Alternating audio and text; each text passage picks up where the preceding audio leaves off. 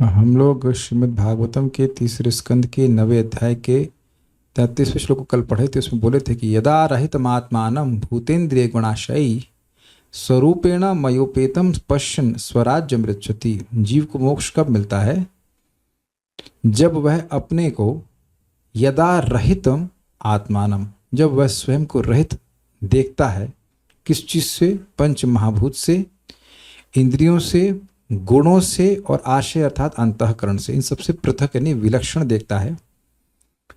और स्वरूपेण मया उपेतम पश्यन्, स्वरूप के द्वारा मेरे उपेत, मेरे निकट सेवार्थ देखता है कि मैं कृष्ण के निकट ही हूं और मैं उनकी सेवा के निमित्त ही हूं।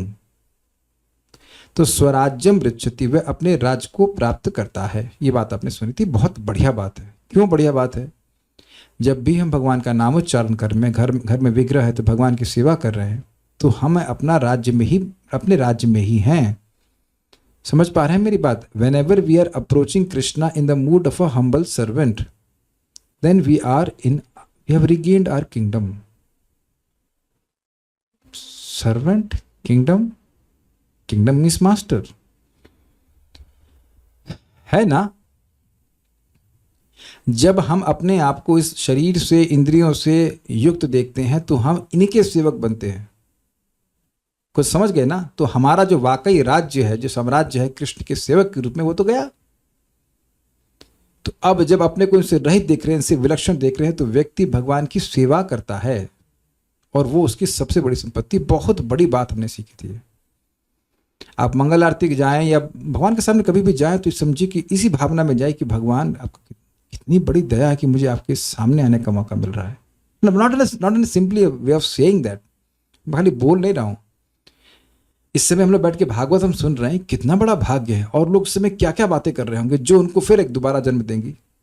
और उस समय वह अपनी भूत, इंद्रिय, गुण और आशा से ही पहचान कर रहे हैं। भौतिक वार्ता कर रहे हैं तो ये ना, अपने अंतःकरण से पहचान कर रहे हैं। जो मन में आ रहा है बोल दे रहे हैं, जो इंद्रियों को अच्छा लग रहा है वो बोल रहे हैं। तो उनको कृष्ण की कथा सुनने का मौका ही नहीं मिलेगा। हमारा भाग्य है कि हम सुन पा रहे हैं। तो ये हम लोग को राज्य अभी से मिलना शुरू हो गया। अब हम लोग आगे सुनते हैं भगवान क्या कहते हैं। तो वहां पर ब्रह्मा जी को घबराहट थी कि विभिन्न प्रकार के जीवों की सृष्टि करेंगे, अर्थात प्राणियों की सृष्टि करेंगे, तो उनको मन डिस्टर्ब हो जाएगा। तो कह रहे कि ऐसा नहीं होगा। मेरे पीछे बोलिए। नाना कर्म वितानि ना प्रजा वहनी वहनी बहनी से सृक्षतः। नाना कर्म वितानेन प्रजा बहवी हाँ, सृक्षतः। मैं गलत बोल गया। बहवी मतलब बहुत सारे। नाना कर्म विताने ना प्रजा बहवी से सृक्षतः। नाना कर्म वितानेन प्रजा बहवी सृक्षतः। नात्मा वसीदत्य अस्मिंस्ते वर्षीयान् मदनुग्रह। नात्मा वसीदत्य अस्मिंस्ते वर्षीयान् मदनुग्रहः। नाना कर्म विताने ना प्रजा बहवी से सृक्षतः। नाना कर्म वितानेन प्रजा बहवी सृक्षतः। नात्मा वसीद्यत्य अस्मिंस्ते वर्षीयान् मदनुग्रह। नात्मा वसीदत्य अस्मिंस्ते वर्षीयान् मदनुग्रहः। कुछ भक्तों को देख रहा हूँ कि सुबह भी जप करते हैं और अब वह भागवतम भी सुनने आ रहे हैं। बहुत प्रसन्नता हो रही है, क्योंकि यही एक दोष मैं देख रहा था उन भक्त में कि कथा नहीं सुन रहे थे। कि कथा सुन लेते हैं तो फिर जिंदगी भर आपका जप कभी छूटने वाला नहीं। जप में बहुत उत्साह रहेगा। थैंक यू, मैं नाम दे रहा हूँ जीतू माता ji. Thank you so much for being a good girl, good student. एक ही कमी थी, बाकी कुछ नहीं था। जप अच्छे से कर रहे थे, लेकिन सुबह शाम को कथा में आ जा रहे हैं। बहुत अच्छा कर रहे हैं। भगवान करे ऐसे आप जीवन भर कर सको। बहुत कुछ बातें आपको सिखा पाएंगे। सभी लोगों को सिखा पाता हूँ कथा के माध्यम से। नाना कर्म वितानि ना प्रजा बहवी से सृक्षतः। नाना कर्म वितानेन प्रजा बहवी सृक्षतः। नात्मा वसीद्यत्य अस्मिंस्ते वर्षीयान् मदनुग्रहः। नात्मा वसीदत्य अस्मिंस्ते वर्षीयान् मदनुग्रहः। बोलिए। नाना कर्म वितानेन प्रजा बहवी सृक्षतः। नाना कर्म विताने ना प्रजा बहवी से सृक्षतः। नात्मा वसीदत्य अस्मिंस्ते वर्षीयान् मदनुग्रहः। नात्मा वसीद्यत्य अस्मिंस्ते वर्षीयान् मदनुग्रहः। देखिए वो नहीं चलेगा जो आप सोच रहे हैं। देखिए एक भी जीव को भगवत धाम ले जाने के लिए बहुत खून बहाना पड़ता है, आध्यात्मिक खून। तो आप कहेंगे इसमें मुश्किल क्या है? देखिए, भगवान के पास वापस जाने की केवल एकमात्र योग्यता है। क्या है? उनको उनके बारे में सुनने की इच्छा। तो ये किसी के अपने हृदय में जागृत कर दी तो भाई वो सटपट सटपट भागेगा भगवान के पास। जिसको ये विश्वास हो गया कि भाई नाम कैसे भी बोलो मुक्त हो जाएंगे, तो पक्का जाएगा ना भगवान के पास, बोलता रहेगा, खत्म हो गई बात। This is very simple. तो कथा के माध्यम से व्यक्ति के हृदय में शास्त्रिक श्रद्धा स्थापित की जाती है। बस ये हो जाए फिर तो सब कुछ बहुत आसान है। प्रसाद खाना, दीप दान करना, क्रिया बहुत आसान है, बस श्रद्धा हो जाए। और ये श्रद्धा भक्तों की संगति में ही होती है। मैं एक बात सुबह बताया था, कुछ तृप्ति नहीं बताने की। जरा दिखा सकते हैं वो लैंप? अभी तो हम दिखा सकते हैं क्योंकि वो लैंप ऑफ है। तो वेरी नाइस। पूरा पूरा पूरा पूरा पूरा पूरा समूचा उठाइए, समूचा उठाइए पूरा। हाँ, गिरेगा नहीं? हाँ जी। तो अब समझ ही सकते मैं क्या कहना चाहता हूँ। ये देखिए, मेरे रूम में इसमें बहुत तेज फैन चल रहा है, फुल स्पीड पे चल रहा है। अभी इसमें जला के नहीं दिखा सकता, इट्स टू डेंजरस। लेकिन इसमें जो फ्लेम जलती है वो बिल्कुल स्थिर जलती है।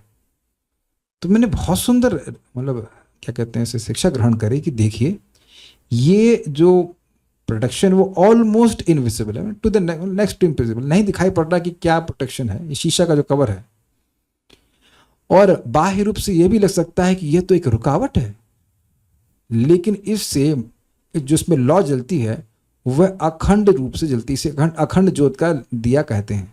हम अग्नि जला के नहीं दिखा रहे, खरीद, अगर नहीं विश्वास हो रहा है तो खरीद के आप लोग अपने घर पे ट्राई कर लेना। लालटेन तो देखे ही है ना, शैली माता जी ने देखा होगा। आजकल के बच्चे क्या समझेंगे लालटेन, आपने जरूर देखा होगा। लालटेन खूब बड़ी होंगी, तो उसकी लौ खूब हवा में भी खूब स्थिर जलती है, बिल्कुल स्थिर जलती है, मानो बाहर कोई हवा है ही नहीं। तो हमारे जीवन में, सभी के जीवन में कुछ ना कुछ ऊपर नीचे आता ही रहेगा। लेकिन भक्तों की संगति में आप कथा सुनते रहेंगे तो आप जीवन में देखेंगे कि कोई खास समस्या नहीं है। समस्या होने के बाद भी आपकी भक्ति स्थिर रहेगी, बिल्कुल स्थिर रहेगी। तो ये चीज अगर किसी के हृदय में जागृत कर दी जाए तो उसके जीवन बड़ी आसानी से चल जाएगा। चलिए फिर से श्लोक को बोलते। नाना कर्म वितानेन प्रजा बहवीः सृक्षतः। नाना कर्म वितानेन प्रजा बहवीः सृक्षतः। नात्मा वसीदत्य अस्मिंस्ते वर्षीयान् मदनुग्रहः। नात्मा वसीदत्य अस्मिंस्ते वर्षीयान् मदनुग्रहः। चूंकि तुमने जनसंख्या को असंख्य रूप से बढ़ाने,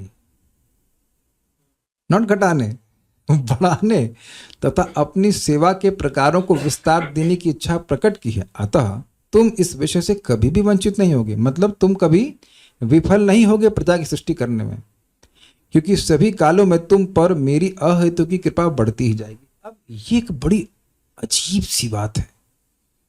सामान्यतः हम सुनते हैं कि भाई गृहस्थ जीवन, ये क्या कहते हैं उसको, अंधकूप है, भोगों का जीवन है, इत्यादि इत्यादि। तो यहाँ तो अजीब सी बात सुन रहे हैं। और यही भागवत बोलती है कि भागवत ही बोल रही है, भागवत ही बोलती है कि गृहस्थ जीवन, पानी क्यों नहीं निकल रहा, अच्छा, अंधकूप है। और यही भागवत में स्वयं भगवान बोल रहे हैं, ब्रह्मा जी को, कि प्रजा की सृष्टि कर रहे हैं और असंख्य रूप से बढ़ाना चाहते हैं। और असंख्य क्यों कहते हैं?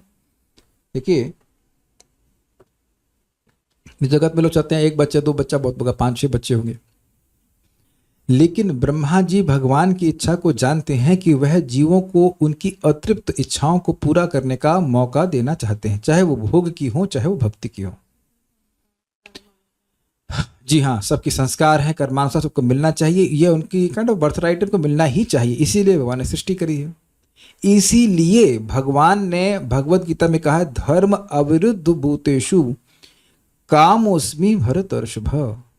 जो कृष्ण भावना भावित संतान उत्पन्न करने के लिए कार्य काम है, वह भगवान की अभिव्यक्ति है ना। This is very very striking. हम लोग पढ़ के आगे निकल जाते हैं, लेकिन भगवान कितने पवित्र हैं, भगवान परम पवित्र हैं। तो जो वस्तु, जो कार्य उनको प्रसन्न करने, उनकी अभिव्यक्ति है, वो गलत कैसे हो सकता है? तो फिर कह दीजिए गीता गलत है। लेकिन प्रॉब्लम क्या है? प्रभात बहुत अच्छा समझाते हैं। प्रॉब्लम जनसंख्या की वृद्धि नहीं है, प्रॉब्लम यह है कि वो जनसंख्या कर क्या रही है। वेरी सिंपल भाई। जैसे यहाँ पे भी इस समय कम से कम कृष्णा बोलिंग 97 लोग आ रहे हैं, 4 लोग आ जाओ भाई और 4 लोग को बुला लीजिए, सर जोड़ लीजिए। अब आप बताइए, जो भक्त अभी और लोग हैं, क्या आप चाहते हो कि और लोग क्लास में आए? कोई एक व्यक्ति चाहता हो जो ना कि और लोग ना आए क्लास में? Are you getting, you got the point? हम लोग यहां बैठे हैं तो हम चाहते हैं ना कि इस जनसंख्या में वृद्धि हो, भागवत सुनने वाली जनसंख्या में वृद्धि हो। अगर मैं कह दूं कि भाई असंख्य रूप से वृद्धि हो तो कोई गलती तो नहीं मानेगा यहां पे। I think very clear. वो थोड़ा सा बच्चों को बड़ा करने में दिक्कत होती है, नहीं तो अगर बच्चे फुल साइज में आए ना, जैसे दुकान में कौन से साइज का जूता लेना है आपको, 5 नंबर की 10 नंबर, सीधे 10 नंबर के 10 साल के 15 साल के बच्चे पैदा होते जो अपने को नहाने धोने में बिल्कुल खुद समर्थ कर देते तो कोई दिक्कत नहीं होती ये भी है, कुछ लोग राक्षस लोग ऐसे पैदा होते हैं फुल साइज, उसकी वाला कहानी है, लेकिन अभी हम उसको नहीं चर्चा करते। लेकिन point is very simple, are we not giving birth to so many more Krishna conscious children by preaching? क्या यहाँ नहीं देख रहे हैं कि कथा के माध्यम से, प्रचार के माध्यम से बहुत सारे लोगों को जन्म दिया जा रहा है, भक्ति में दिया ही जा रहा है, और हम और तृप्ति नहीं हो रही। 97 99 और 2 और पैदा हो जाते, 2 और पैदा हो जाते। आ जाओ जल्दी आओ, भगवान भेजो, प्रार्थना कर रहे हैं। आप समझ गए ना? Because all my children are very good. देखो एक कृष्णा कॉन्शियस पिता को क्या चाहिए, लड़की हो या लड़का हो, सुबह उठे, नहा धो ले, जप करे, कथा सुने, तो बस। हम तो प्रार्थना कर रहे हैं कि हमारे जितने भी जपा जिम में लोग हैं सब आए। Okay, so now it is 100। Thank you 100 बच्चे बता। तो अब मैं ऋषभ देव की तरह क्लास दे रहा हूं ऋषभ देव के 100 लड़के थे, तो अब बता रहा हूं कि नायम देहो देह भाजाम निर्लोक कष्टान कामान अर्हते बड़ बुझाम ये तपो दिव्यम पुत्रकायन सत्वम शुद्धे तस्मात् ब्रह्म सौख्यम तो नंदो। I am feeling like Rishabh Dev कि 100 पुत्रों को क्लास दे रहे हैं। ओके ठीक है, तो आप समझ गए बात कि कृष्ण भावना भावित संतान हो तो बहुत लाभ है। और क्या लाभ है, जरा छोटी सी बात समझ लीजिए। आप प्रसाद खा रहे हैं और 100 पीढ़ियों का उद्धार हो रहा है। आप यहां लकड़ी तुलसी की दे करके और दीप दान कर रहे हैं भगवान को, तो वहां पिछले जितने भी पितर हैं, पितृपक्ष चल रहा है भाई, आप सुन लो, पितृपक्ष चल रहा है तो क्या करना है, नहीं कर रहे हो तो करना शुरू कर दो, कर रहे हो तो बहुत अच्छी बात है। भगवान कृष्ण को रोज एक दीप दान जरूर करिए, उससे कितने पितरों का उद्धार हो जाएगा उससे कोई लिमिट नहीं है। आप कार्तिक में तो सुनते ही हैं, और ये हमेशा लागू होता है, समझ रहे बात। और अगर हो सके तो उसमें सूखी लकड़ी अगर तुलसी की तो वह भी डाल दीजिए, वो 1 करोड़ दीप देने के बराबर है। तो आप समझ गए कि इस प्रकार की कृष्ण भावना भावित संतानों की अगर उत्पत्ति करे, और उसके लिए कोई शादी करने की जरूरत नहीं है। By preaching you can have so many kids, not a problem. प्रमाण आपके सामने है, आप ही सब लोग हैं, और क्या। तो ऐसा करने से भगवान कह रहे हैं कि भगवान की इच्छा है ना, तो इसलिए भगवान का आशीर्वाद होगा। और आशीर्वाद किस रूप में होगा, बस संस्कृत देख के समझ में आएगा आपको। नाना कर्म विताने ना, बहुत प्रकार के कर्मों अर्थात सेवाओं को विस्तार पूर्वक करके, समझ गए ना बात। वितान मतलब विस्तार करना, नाना कर्म बड़ा स्पष्ट है। अब मनुष्यों की सृष्टि करने के लिए अलग फैक्ट्री डालनी पड़ेगी अगर ऐसा कहा जाए, और राक्षसों की सृष्टि करने के अलग फैक्ट्री, उन्हें अलग अलग प्रकार के डिजाइन बनाने पड़ेंगे। मच्छरों के लिए अलग, ऐसे कह रहे हैं। बहुवी प्रजा, अनेक, बहुवी मतलब बहुत सारे, अनेक प्रजा लोगों की शिशिर्षुता, सुंदर प्रकार से सृजन करने की इच्छा से युक्त हो। मतलब शिशिर्षुता मतलब होता है कि व्यक्ति सुंदरता से सृष्टि करना चाहता है। जैसे आप लोग सुंदरता से खाना बनाना चाहते हैं, तो यहाँ पे शिशिर्षुता मतलब बहुत अच्छे से आप सृष्टि करना चाहते हो कि मनुष्य वैसे ही बने जैसे पिछले जन्म में बने थे, क्षमा कीजिएगा, पिछले कल्प में बने थे। कह दीजिए कि लॉ ऑफ अट्रैक्शन काम नहीं करता, कह दीजिए कि किसी की दम हो। हम 4-5 दिन से प्रार्थना कर रहे हैं कि जप अजुम के सारे भक्त आए, सुबह जप में आए, तो आज आए ना 103 भक्त। हमने एक भक्त को बोला कि भाई वो इसको रिचार्ज कर दो 500 लोगों के लिए, तो उनको संदेह हुआ इतने लोग कैसे आएंगे। हमने कहा जब हम बुलाएंगे तो आएंगे, आए ना भक्त। तो अब आप लोगों के पास मौका है, 3,346 रुपये खर्च हुए हैं इसके लिए। 1 महीने का रिचार्ज है, कोई करना चाहता है तो कर सकता है। and you will get the credit of all the devotees coming for Bhagavatam classes and japa. Up to you. हमारा काम था बता देना, बुद्धिमान को इशारा काफी है। शिष्यता मतलब सुंदर प्रकार से सृजन की इच्छा से युक्त हो, एवं ते आत्मा न अवसीदते, तुम इसमें अवसाद को प्राप्त नहीं होगे। अवसाद क्या होता है? अवसाद का मतलब क्या होता है बताइए? अवसाद का मतलब होता है मानसिक कष्ट। समझ रहे ना? अवसाद का मतलब ही होता है मानसिक कष्ट। 1 लाख का काजू खिलाए और क्या फायदा हो गया? समझ गए ना बात? इतना मेहनत किया और ये किस प्रकार का व्यक्ति प्रकट हो गया ना। क्यों नहीं होगा अवसाद को? तो कहते हैं अस्मिन मदुनग्रह वर्षियान, बहुत सुंदर शब्द है, क्योंकि इस विषय में मेरी अत्यधिक वर्तमान कृपा तुम पर है। वर्षियान शब्द से क्या याद आ रहा है आपको? उसमें क्या शब्द दिख रहा है आपको? वर्षियान में, वर्षियान में क्या दिख रहा है आपको? कौन सा शब्द दिख रहा है जिससे आप परिचित हैं ना? इस समय वृंदावन में क्या चल रहा है? कौन सा मौसम चल रहा है? वर्षा चल रहा है। वर्षा नहीं दिख रहा आपको? मेरे अनुग्रह की वर्षा होगी। कोई ऐसा नहीं कि मैं बोतल में दूंगा। जब वर्षा होती है तो हम भीग जाते हैं, ऐसा अनुग्रह करेंगे। समझ रहे हैं? भीग जाना, इंग्लिश में कहते हैं ड्रेंच्ड।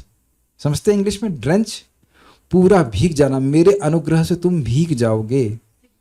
यस, सिक्त बिग वर्ड है, बहुत अच्छा शब्द है सिक्त। इतना अनुग्रह मैं तुम पर करूंगा। अब आप समझ रहे हैं कि ब्रह्मा जी कितने महत्वपूर्ण हैं। जैसे ब्रह्मा महत्वपूर्ण हैं, ऐसे अगर आप किसी एक जीव की मदद करते हैं भक्ति में, तो आप उतने ही महत्वपूर्ण हो जाओगे। This is the beauty of Krishna consciousness. This is the beauty of Krishna consciousness. आज मैं भक्ति विज्ञान महाराज से सुन रहा था और बहुत सुंदर बात कह रहे थे कि देखिए, वैष्णवों का समाज ऐसा होना चाहिए कि जहां लोग एक दूसरे पर विश्वास कर सकें, और तभी लोग कृष्ण भावना में आएंगे। और बड़ी इंटरेस्टिंग बात है कि लोग हम पर विश्वास तब कर पाएंगे जब हम खुद अपने पर विश्वास कर पाएं। This is very interesting. आप यहां देख रहे हैं कि ब्रह्मा जी अपने पे विश्वास नहीं कर पा रहे हैं कि मैं सृष्टि करूंगा और मैं परेशान हो जाऊंगा, तो भगवान उनको धाड़स बधा रहे हैं कि नहीं, मेरी कृपा से तुम्हारी बुद्धि मुझसे विचलित नहीं होगी। आश्वस्त कर रहे हैं। अब अपने पे हम कैसे विश्वास बढ़ा सकते हैं? बहुत सिंपल है, नथिंग कॉम्प्लिकेटेड। एक, शुद्ध जीवन जिए, 16 माला का जप करें, 4 नियमों का पालन करें। और दूसरा चीज इंपॉर्टेंट है, हम शास्त्र से कहें। तो अब जब आप शास्त्र की बात कहेंगे तो आपको अपनी बात पे विश्वास होगा और सामने वाले को भी आपकी बात पे विश्वास होगा। Do you all agree with this? Simple सी बात है। तो लोग हम पर विश्वास कर पाएंगे। और बेसिकली हम पर नहीं, उनको शास्त्र पे विश्वास करना है। और अब पूछेंगे आप कि मैं ये सब क्यों कह रहा हूं? जब वह हम पर विश्वास कर पाएंगे, हमारी बात पे विश्वास कर पाएंगे, तब वह कृष्ण भावना को स्वीकार कर पाएंगे। अग्रीड? भगवान क्या चाहते हैं? कृष्ण भावना का प्रचार हो। एंड प्रचार मतलब ये नहीं कि हाँ हम इन व्यक्ति को फॉलो कर रहे हैं, उस व्यक्ति को फॉलो कर रहे हैं। तुम रूल कितना फॉलो कर रहे हो? तुम नियम कितना फॉलो कर रहे हो? मैं उस व्यक्ति को फॉलो कर रहा हूं, इस व्यक्ति को फॉलो कर रहा हूं, ये हमारे गुरु हैं, वो तुम्हारे गुरु हैं, नाम कुछ भी रख दीजिए, लेकिन हम कितने शिष्य हुए हैं, हम कितने शिष्यत्व हमारे पास आया है, ये देखने वाली बात है ना। आप किसी को भी गुरु बना लीजिए, कोई दिक्कत नहीं, बहुत अच्छी बात है, गुरु बनाइए, लेकिन आप में, मुझ में कितना शिष्यत्व आया है। आई थिंक होप मैं कुछ कम्युनिकेट कर पा रहा हूं कि लोग हम पर तब विश्वास कर पाएंगे जब हम अपने आचरण को भी ठीक रखें। दूसरा बात, हम शास्त्र से लोगों को समझाएं इसके बारे में। We are selfless in helping people, there is no ulterior motivation in approaching them. और ये समझ लीजिएगा कि लोग सेंस कर लेते हैं कि कौन व्यक्ति हमारा सहायता करना चाहता है और कौन व्यक्ति हमारी सहायता लेना चाहता है। आई होप सेकेंड लाइन का मतलब समझ में आ रहा होगा। Very very interesting. तो अब इसका लिंक क्या है सारी बातों का? जब लोग हम पर विश्वास करेंगे तो वो भक्ति को स्वीकार करेंगे। Do you all agree? जब हमारी बातें विश्वास ही नहीं करेंगे तो स्वीकार क्यों करेंगे? और अगर किसी एक व्यक्ति ने भी स्वीकार किया कृष्ण भावना हमारे माध्यम से, तो हम पर भी भगवान का ऐसा ही अनुग्रह की वर्षा होगी। नॉट बूंद, वर्षा होगी। This is very simple, this is very very nice श्लोक। मतलब बहुत अच्छा हमको श्लोक आता है। हमने ब्रह्मा नहीं बनना, ना हमें ब्रह्मा हम बन सकते हैं। और अमेजिंग बात है कि हम लोग को बाध्य होकर असुर भी नहीं बनाने हैं। आप लोगों को बोला गया कि असुर भी बनाइए कुछ ना, हमने तो केवल भक्तों को तैयार करना है। Is it not? कोई कहे कि प्रभु जी हमें न्यू असुर ट्रेनिंग प्रोग्राम में ज्वाइन करें, नहीं, वो नहीं हमको करना है। That is some other people's job, not ours job. काश इस बात को हम समझ पाते। और एक सीक्रेट बता रहा हूं आपको, कोई एक जीव आपको पास भगवान भेजे, आप उसकी मदद कीजिए, then you are gaining Krishna's trust. समझे कि अगर इस व्यक्ति के पास मैं किसी जीव को भेजता हूं तो ये उसको एक्सप्लॉइट नहीं करेगा। बहुत डीप बात विचार कीजिए। क्या हम लोगों को भगवान का अनुग्रह नहीं मानना चाहिए कि उन्होंने हमको इस लायक समझा कि एक जीव को हमारे पास भेजा ताकि हम उसे भगवान के बारे में बता सकें? आज जब मैं ये सोच जरूर रहा था और बोला नहीं था उस समय, क्योंकि वो 24 मिनट की समाधि में थे लेकिन व्हाट अ ग्रेट फॉर्चून, एक भी सिंसियर व्यक्ति मिल जाए जिसको आप कृष्ण के बारे में बता सकें। पूरा आप समझिए कि ऊपर से वो आप इधर से बोल रहे हैं, ऊपर से कृष्ण की वर्षा कृपा की आपके ऊपर हो रही है। क्योंकि ऐसा कोई व्यक्ति नहीं मुझसे अधिक प्रिय हो जो गीता का ज्ञान दूसरे को देता है। 1%। और मैं अपने अनुभव से देख रहा हूँ, हम लोग हमेशा सब कुछ भगवान की कृपा से हो रहा है। प्रयास ये रहता है कि लोगों को भगवान के बारे में यथावत बताया जाए। तो देखिए कितने सारे सिंसियर आत्मा यहाँ पे हैं, कथा सुनने के लिए आ रहे हैं, जब कर रहे हैं। तो आप समझ रहे हैं अत्यधिक वर्धमान होगी, अर्थात और भी मौका मिलेगा और भी सामर्थ्य मिलेगा लोगों को कृष्ण भावना के बारे में बताने के लिए। नाना कर्म वितानेना, नाना प्रकार के कर्मों के विस्तार के द्वारा प्रजा बहवी सृष्टतः, आप बहुत सारी प्रजाओं की सृष्टि करोगे। नात्मावसईदति अस्मिंस्ते, इस कार्य में तुमको कोई मानसिक अवसाद नहीं होगा। वर्षीयान मद अनुग्रह, क्यों नहीं होगा? क्योंकि मेरे अनुग्रह की निरंतर वर्धमान वर्षा तुम पर होती रहेगी। बहुत अच्छा श्लोक है। श्रीधरी, भिन्न भिन्न जीवों में भिन्न प्रकार के कर्मों के संस्कार पड़े हुए, उसी के अनुसार तुम अनेक प्रकार के जीवों की सृष्टि करना चाहते हो। समझ में आया? कोई असुर के संस्कार है तो असुर बनाओ, कोई ऐसे करके कुछ भी कर सकते हो। किंतु इस कार्य में तुम्हारी बुद्धि मोहित इसलिए नहीं होती है क्योंकि तुम मेरी बहुत अधिक कृपा है। तुम परेशान नहीं होगे। अगर असुरों को बनाओगे तब भी और देवताओं को बनाओगे तब भी तुम परेशान नहीं होने वाले। सारदर्शनी, मैंने तुम्हें ज्ञान, भक्ति एवं रस तत्व का उपदेश दिया, एवं अब मैं तुम्हें अपना अनुग्रह प्रदान करूंगा।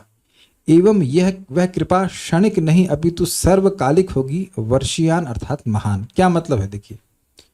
देखिए भगवान का ज्ञान, भगवान के स्वरूप का ज्ञान, भगवान के माधुर्य का ज्ञान हुआ उनको। भगवान ब्रह्मा जी स्वयं कहते हैं ज्ञातोऽसि मे अद्य, आज मैं आपको जान गया। तो ज्ञान हुआ ना, इस अध्याय का पहला श्लोक था। और भी भगवान के नाम की महिमा, बहुत कुछ उनको ज्ञान प्राप्त हुआ। भक्ति तत्व के बारे में बताया था, त्वं भक्ति योग परिभावित हृदय सरोजा इत्यादि। और रस तत्व के बारे में तो आपने श्लोक सुना है कि किस प्रकार से वो था ना, स्वराज्यम ऋच्छति, तो उसमें भी रस तत्व आया था। और इस सब का उपदेश उनको हो गया। अब उनका अनुग्रह प्रदान करूंगा जिसके द्वारा वह कभी भी प्रभावित नहीं होंगे, कभी परेशान नहीं होंगे, और वह कृपा क्षणिक नहीं होगी। इसका मतलब समझे, जैसे आज कोई पानी पिला दिया कल नहीं पिलाए, ऐसा नहीं है। निरंतर सर्वकालिक, चिरकालिक नहीं, सर्वकालिक। चिरकालिक मतलब लंबे समय तक फिर रुक जाए, लेकिन सर्वकालिक मतलब हर समय भगवान की कृपा होगी ही, ये कहते हैं। तात्पर्य, भगवान का शुद्ध भक्त विशेष काल, वस्तु तथा परिस्थिति के तथ्यों से ज्ञात होने के कारण भगवत भक्तों की संख्या को नाना प्रकार से सदैव बढ़ाना चाहता है। आप समझ गए ना मैं क्यों ऐसा बोल रहा था?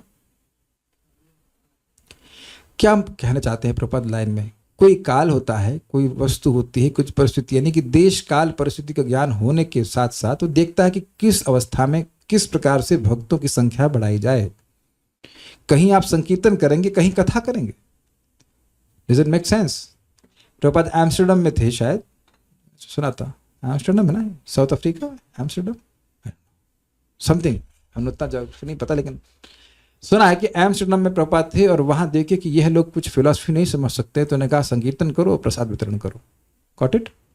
कहाँ क्या बोलना है, कैसे कहना, जिसके द्वारा लोग कृष्ण भावना में आगे बढ़ेंगे, यह भक्त को समझ में आता। उद्देश्य बहुत सिंपल है, भक्ति का प्रचार करना। देखिए मैं जब भक्त को समझा रहा था, प्रभुपाद समझाते हैं 14वें अध्याय में समझाते हैं शायद, कि भक्त ना तो इस शरीर से निकलना चाहता है और ना ही शरीर में रहना चाहता है।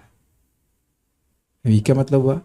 शरीर में वह लोग रहना चाहते हैं जो कर्मी हैं, उसको भोगना चाहते हैं, और शरीर से निकलना जो चाहते हैं वह मोक्षकामी है, मुक्षु हैं, उनको शरीर बड़ा दुख दे रहा है। लेकिन भक्त जानता है कि वह इस देह में तब तक रहेगा जब तक भगवान चाहते हैं।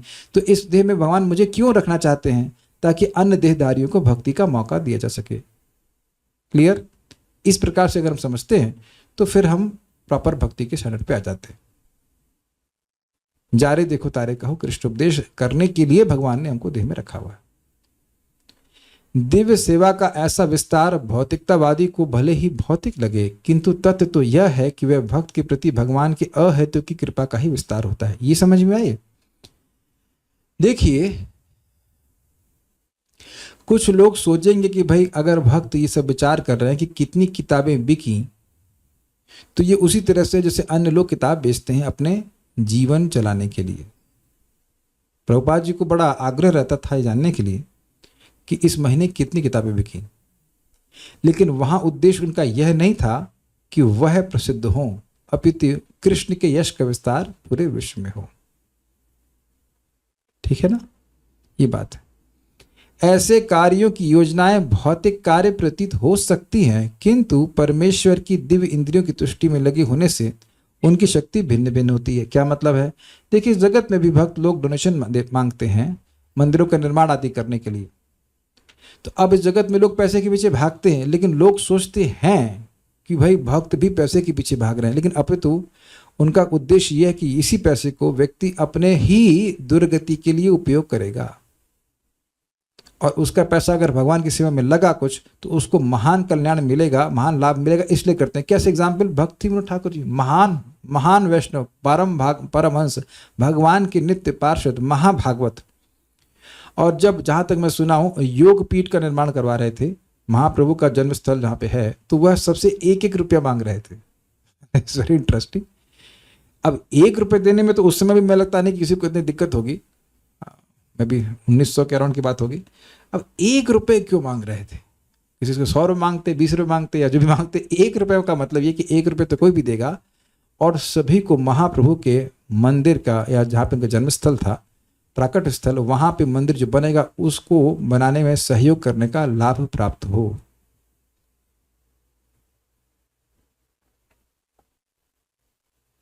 क्योंकि जो व्यक्ति गोलोक से आया है वो है 1 रुपये क्यों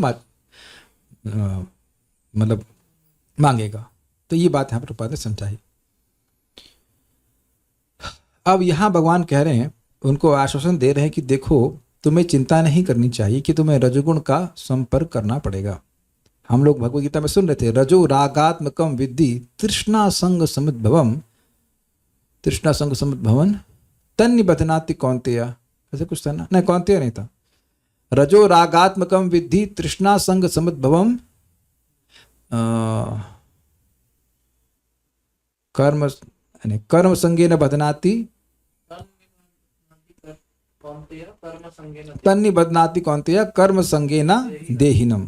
तो जो रजोगुण है वह रागात्मक होता है, वह आसक्ति कर देता है जगत से, और व्यक्ति को तृष्णा और आसक्ति से उत्पन्न होने के कारण कर्म से बांध देता है। लेकिन यहाँ पे कह रहे हैं कि ना बध्नाति। ब्रह्मा जी आपको ये सारे कर्म करोगे, रजोगुण से प्रेरित होकर करोगे, लेकिन क्योंकि मेरा अनुग्रह है इसलिए तुम सृष्टि करने के बाद भी बंधन में नहीं पड़ोगे, मेरे पीछे बोलिए। ऋषिमाद्यम न बध्नाति पापीयांस्त्वां रजोगुणः। ऋषिमाद्यं न बध्नाति पापीयांस्त्वां रजोगुणः। यन्मनोमयि निर्बद्धं प्रजः संसृजतोऽपि ते। यन्मनोमयि निर्बद्धं प्रजा संसृजतोऽपि ते। ऋषिमाद्यम न बध्नाति पापीयांस्त्वां रजोगुणः।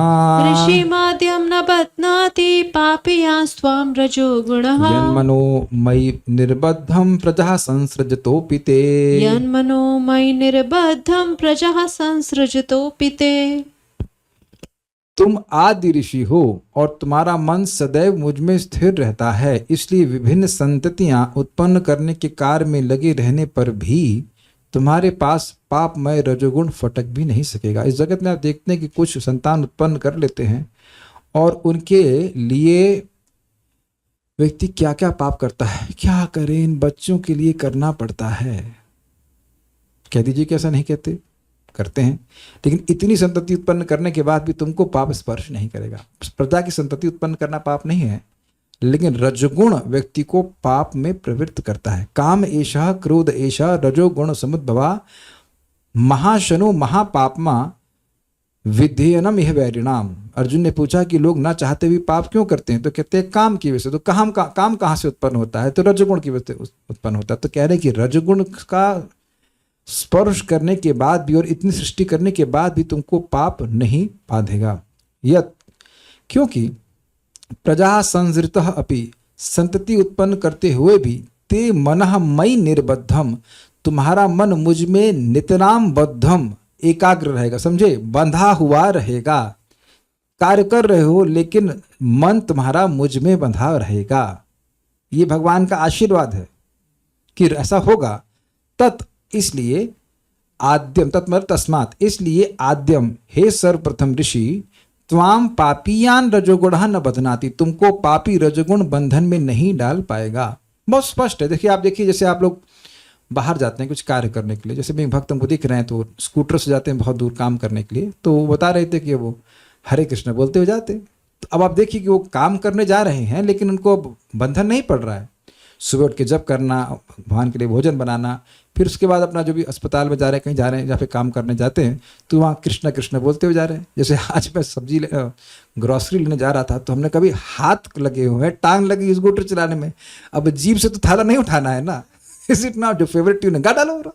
और मैं जानबूझ करके हेलमेट लगा लेता हूँ। आप लोग कभी देखना, क्यों हालात नहीं आते समझ रहे आप, हेलमेट लगा लीजिए तो हरे कृष्ण और सुनाई पड़ता है। देखिए, इट्स नॉट, अंदर ही अंदर खूब अच्छे सुनाई पड़ता है। कोई भी गाओ हरे कृष्णा मैंने कहा वाह, यहाँ तो डीटी वर्शिप नहीं हो सकती, यहाँ तो कथाएं नहीं सुन सकते, नाम जो सर्वश्रेष्ठ भगवान की भक्ति हो गाए सकते हैं। एक सुंदर बंगाली कहावत है, हाथे करो काम, मुखे बोलो नाम। तो हाथ से आप काम करते रहिए और मुख से भगवान का नाम बोल लीजिए, परिभावित भक्ति है। तो ये बुद्धि कौन दे रहा है?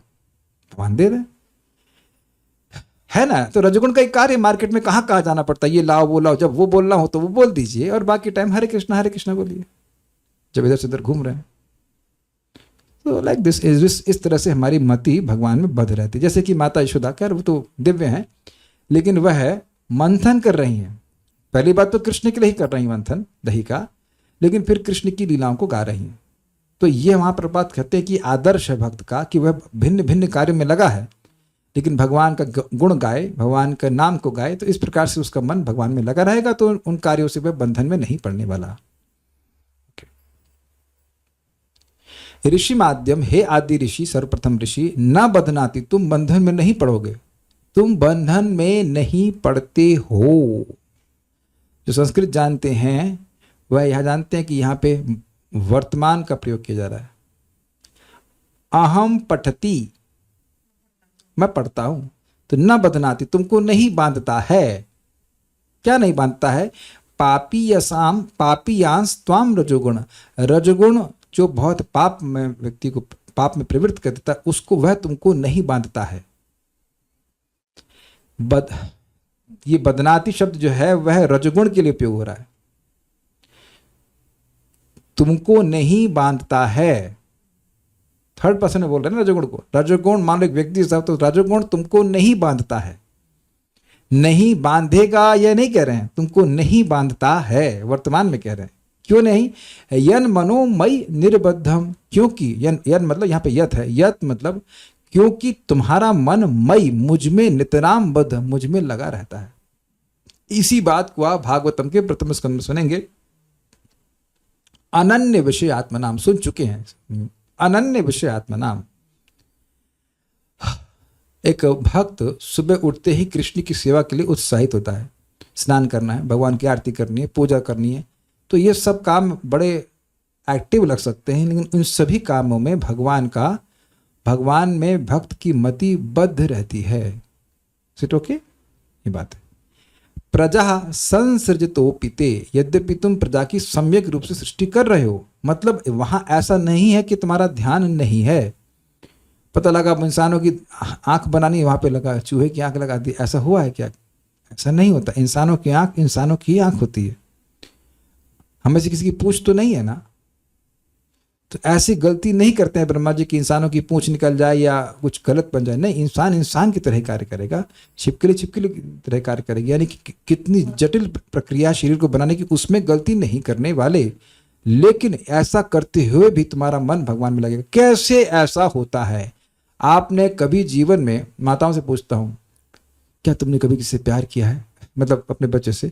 तो अब आप बच्चे के लिए खाना बनाती हैं तो बच्चे से मन हट जाता है क्या? जरा बता दीजिए। अरे हमारे बच्चे को अच्छा लगता है, तो कॉन्स्टेंटली बनाते हुए भी स्मरण रहता है कि अच्छा बने, और हम अपने बच्चे के लिए, अपने पति के लिए, किसी के लिए बना रहे हैं। एक माता जी हाथ खड़ा कर दे कि मेरी बात समझ में नहीं आई है, तो सबको समझ आ गया, I am a good teacher, okay, समझ आ गया। यानी कि प्रेम जब करते हैं तो प्रेमास्पद का भी स्मरण होता है और सेवा भी बहुत बढ़िया होती है। जब प्रेम नहीं करते हैं ना तो उसका स्मरण होता है, ना सेवा ठीक से होती है। Got it?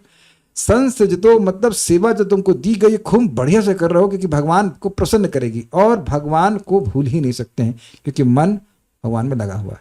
I think this is very clear, I can not explain better than this, it is not me. इसको प्रभुपाद जी बताए हैं भगवद गीता में, there has to be a sense of love and doing things also, you will remember the person for whom you are doing that service।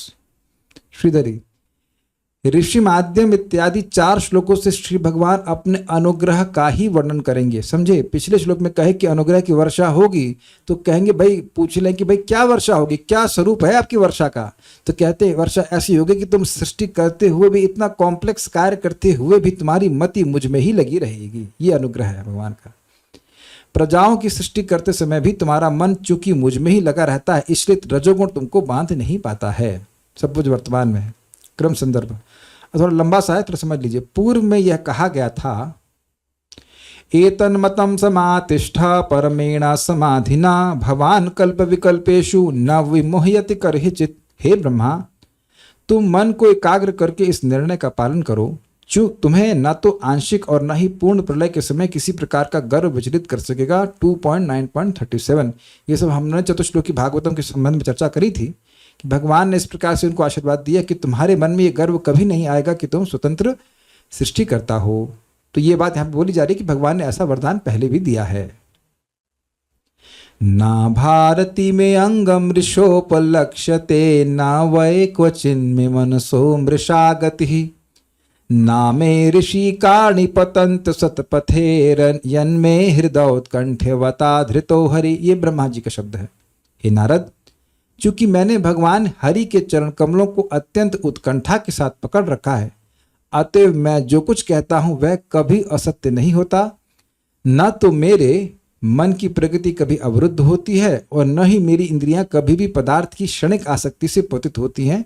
Shrimad Bhagavatam 2.6.34। तो ये ब्रह्मा जी का खुद का वक्तव्य है कि क्योंकि अपने मन के द्वारा भगवान के चरणों को पकड़े हुए हैं, इसलिए उनकी इंद्रियां और मन सब कुछ जो है वह कभी भोग में नहीं जाते।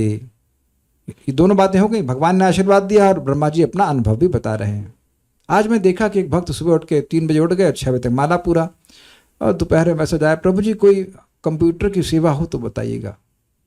ऑलमोस्ट आई थिंक अभी 1 साल के बाद जगे हैं। क्यों जगे हैं?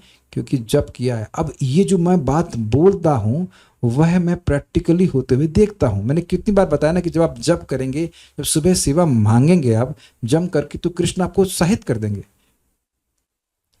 जिन भक्त ने मांगा है वह अपने जीवन में देखिए कि जब सुबह अच्छा होगा तो आपकी कुछ सेवा करने की इच्छा होगी ही। आप क्लास में भी हो, जो मैं बोल रहा हूँ वह मैं अनुभव कर रहा हूँ, और मैं जो बोल रहा हूँ मैंने चैतन्य चरितामृत में सुना है कि जब व्यक्ति जप करता है तो उसको सेवा करने की इच्छा होती है। अब आप कैसे काट देंगे? आप लोग भी वही कर रहे हैं। अब देखना, मैंने सिंपल सी बात बोली थी कि भाई देखो, मुझे अगर मैं पानी मांगूं और मुझे पानी दिया जाए तब मैं उसको अपना सौभाग्य मानूंगा, और पानी ना मांगूं और ले पी पानी तो करके भाई तू मार क्यों रहा है मेरे को? अग्रीड? तो सुबह आप जब करेंगे बढ़िया से, एकदम बढ़िया से जब करेंगे तो आपको मन में आएगा ही कि मैं कृष्ण की सेवा करूं। आपको उत्साह बनेगा, कृष्ण की सेवा करने का। और फिर वो जो उत्साह से आपने कृष्ण की सेवा करी है वो आपके जप में परिलक्षित होगा, आपका जप बहुत अच्छा होगा।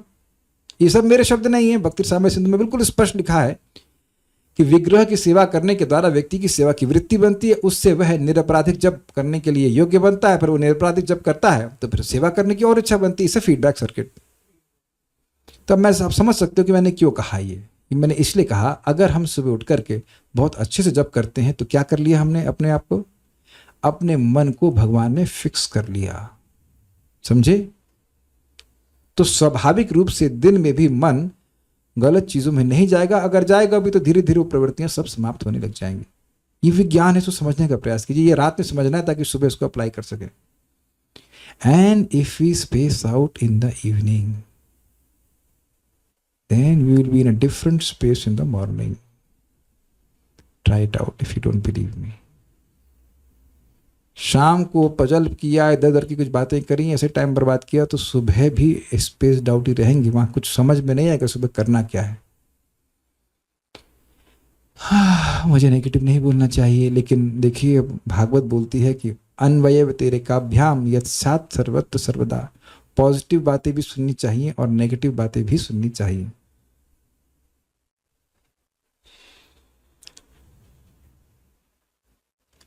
एक भक्त हमको दिख रहे हैं तो हमको पूछे आप टाइम मैनेजमेंट कैसे करते हैं? देखिए एक बात समझ लीजिए कि आपका और मेरा, हम सभी का सुबह का टाइम बहुत महत्वपूर्ण है। तो अगर आवश्यक नहीं है तो रात में मत जगिए। मतलब ये प्रश्न, प्लीज मजाक में कर रहा हूँ, ये प्रश्न मुझसे आज 11:30 बजे मत करना। समझ में आ गया मैंने क्या कहा? समझ आ गया? ये बिल्कुल विनोद में कह रहा हूँ, लेकिन समझने का प्रयास, प्लीज विनोद में कह रहा हूँ। ये 11:30 बजे मत पूछना प्रभु जी टाइम मैनेजमेंट कैसे करते हैं, क्योंकि फिर आप सुबह कैसे उठोगे बेटा? तो अब हमको घटना लग रही है कि भगवान हमारी परीक्षा लेंगे। हम प्रयास करेंगे जल्दी सो जाएं, लेकिन मैक्स 10 तक सोने का प्रयास कीजिए, मैक्स 10। तो आप सुबह बहुत उत्साह से उठेंगे, बहुत उत्साह से उठेंगे, फिर आपका सब कुछ बढ़िया हो जाएगा, सारा काम सुबह हो जाएगा। ये सारी घटना तो सुबह की है ना, ब्रह्मा जी की सुबह चल रही है ना। तो how nicely Brahma ji is managing his time that he wakes up in time for mangal aarti. खूब फ्रेश उठते हैं ना ब्रह्मा जी, खूब सुबह उठ के तपस्या करते हैं तो पूरा दिन अच्छा बीतता है। Learn from him. कभी कभी ऐसा कहा जाता है कि ब्रह्मा भगवान के प्रति समर्पित नहीं है और उनका मन स्थिर नहीं है, किंतु यह केवल एक प्रतीति मात्र है। जैसे कि हम सुन लेते हैं कभी कभी ब्रह्मा जी का, कभी कभी गलत बोल गया, एक बार ब्रह्मा जी का मन थोड़ा डिस्टर्ब हो गया था। ये सब यही दिखाने के लिए होता है कि इंद्रियों के विषय जो है वो बहुत, उनकी शक्ति बहुत अधिक है हम लोग को शिक्षा देने के लिए। इसका अर्थ यह नहीं कि ब्रह्मा जी अब सब लंपट हो गए हैं। 10वें स्कंद में वर्णित ब्रह्मा जी का विमोहन रजोगुण के कारण नहीं है, अपितु भगवत ऐश्वर्य के विशेष दर्शन की उनकी इच्छा और भगवान की उन्हें वह ऐश्वर्य दिखलाने की इच्छा के कारण है। भगवान के ऐश्वर्य को देखना ये रजोगुण का कार्य नहीं है, ये दिव्य इच्छा है। और ऐसा भगवान को दिखाना अपने भक्त को, यह भी उनके दिव्य शक्ति का ही प्रकाशन है। Is it okay? तो इसलिए कभी नहीं सोचना चाहिए कि ब्रह्मा जी को जब भगवान वरदान दे दिए कि तुम कभी विमोहित नहीं होगे तो फिर ब्रह्मा जी विमोहित कैसे हुए? भाई अंतरंगा शक्ति से विमोहित होने की तो प्रार्थना कर रहे हैं। हरे कृष्णा कृष्ण कृष्ण हरे हरे, हरे राम राम राम हरे हरे। हे राधा रानी, हमें कृष्ण की सेवा में नियोजित कीजिए, विमोहित करिए, लेकिन कृष्ण की लीला से, कृष्ण के आकर्षण से। यही तो प्रार्थना है, तो क्या दिक्कत है? नेक्स्ट इस संबंध में बोलते हैं, इसको गा लेते हैं, मेरे साथ में गाइए अगर गा सके तो। अम्भो जन्म जनिस्तदंतर्गतो। अच्छा चलिए मेरे पीछे बोलिए, बड़ा सुंदर श्लोक है। अम्भो जन्म जनिस्तदन्तर्गतो मायार्भकस्येषितुर् अम्भो जन्म